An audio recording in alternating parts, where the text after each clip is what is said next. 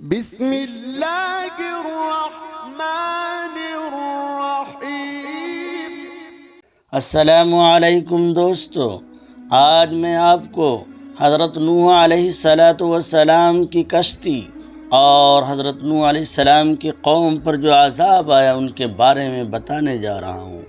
تو دوستو، اگر آپ ہمارے اس چینل پر نئے ہیں تو ہمارے ویڈیو کو لائک کریں اور ہمارے چینل کو سبسکرائب کرنا نہ بھولیں۔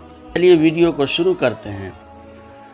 جب حضرت نوح علیہ السلام کشتی بنا رہے تھے تو ایک مومنہ بوڑھی عورت روز اللہ کے نبی کے پاس اپنی گٹھڑی لے کر آتی اور کہتی، اے اللہ کے نبی، کب کشتی روانہ ہوگی؟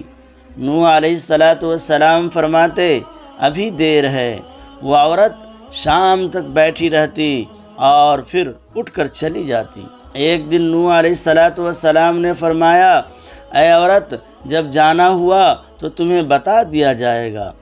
یہ عورت واپس چلی گئی اور انتظار کرنے لگی کہ کب نوح بلائیں گے۔ اس دوران عذاب آ گیا اور کشتی روانہ ہو گئی، لیکن نوح علیہ السلام نے اس عورت کو نہ بلایا۔ ظاہری طور پر نوح علیہ السلام کو اس کو بلانا بھلا دیا گیا تھا۔ جب طوفان نوح تھما تو ایک دن نوح علیہ السلام کے دل میں محبت اٹھی کہ شہر کو دیکھوں۔ جہاں سے چلا تھا وہاں آئے اور قریب جا کر دیکھا تو ایک جھونپڑی میں دیا جل رہا تھا۔ نوح علیہ السلام یہ دیکھ کر چونک گئے کہ روئے زمین پر کوئی ایسا گھر بھی ہے کہ اتنے عظیم طوفان کے بعد بھی اس میں چراغ جل رہا ہے۔ انہوں نے وہاں تکبیر بلند کی تو وہ عورت سامان لے کر آ گئی اور کہنے لگی، یا نبی اللہ، کیا کشتی تیار ہے؟ چلیں؟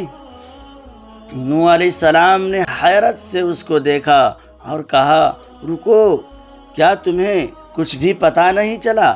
وہ کہنے لگی، یا نبی اللہ، کیا نہیں پتہ چلا؟ کہا، اتنا بڑا سیلاب آیا، بارش ہوئی، تمہیں کچھ بھی پتہ نہیں چلا؟ بڑھیا کہنے لگی، یا نبی اللہ، بس ایک دن بادل گرجے تھے اور کچھ ہلکی سی پھوہار پڑی تھی۔ نوح علیہ السلام حیران ہو کر آسمان کی طرف دیکھنے لگے اور کہا، میرے اللہ، یہ کیا ماجرا ہے؟